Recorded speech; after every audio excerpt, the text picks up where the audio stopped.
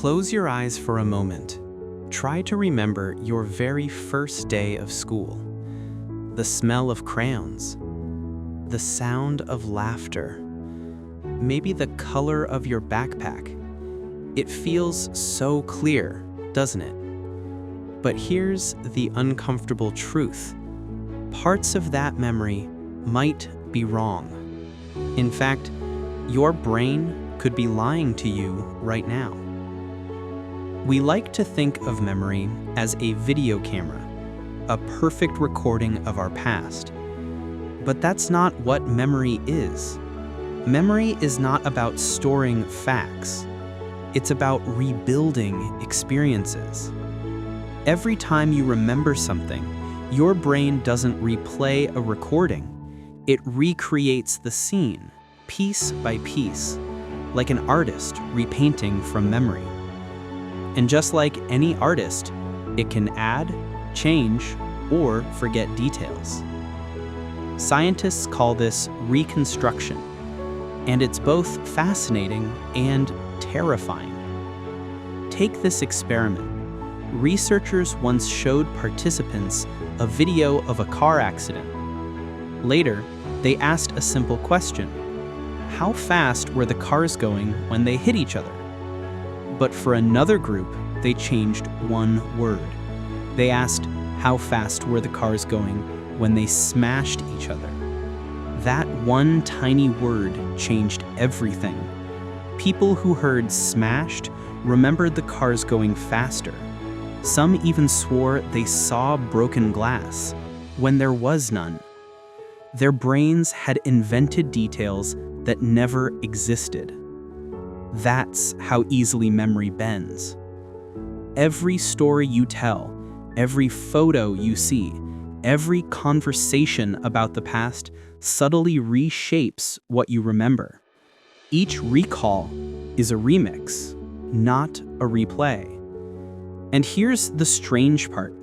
The more you remember something, the less accurate it becomes. Because every time you recall a memory, your brain opens the file, tweaks it, and saves it again, slightly altered.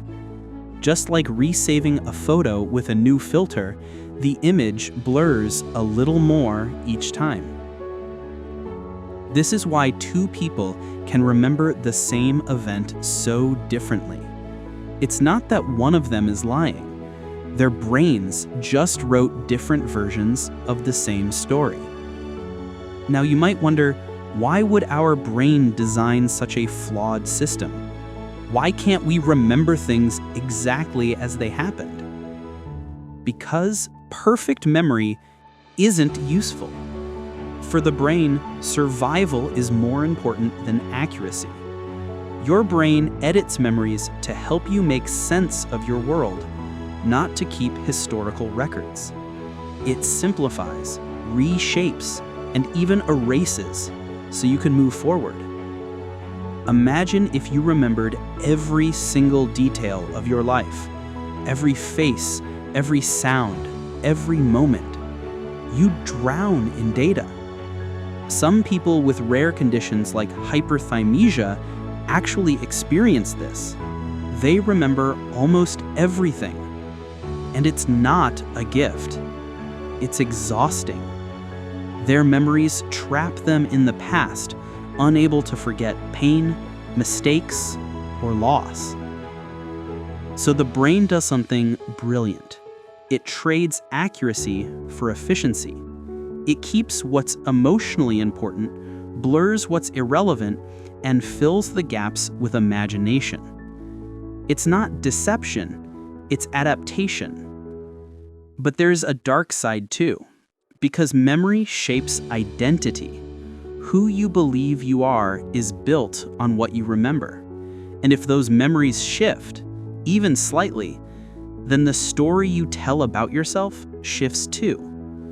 Every time you remember a childhood dream, a heartbreak, or a victory, you're not just recalling, you're rewriting the person you were. Think about it. Maybe that argument didn't happen the way you think. Maybe that person you remember as cruel was just misunderstood. Maybe your greatest failure wasn't as big as your brain made it feel. Your memory lies to you, but not to hurt you. It lies to protect you, to make the chaos of the past easier to carry. And yet, understanding that truth is powerful, because once you realize your memories are flexible, you also realize something profound.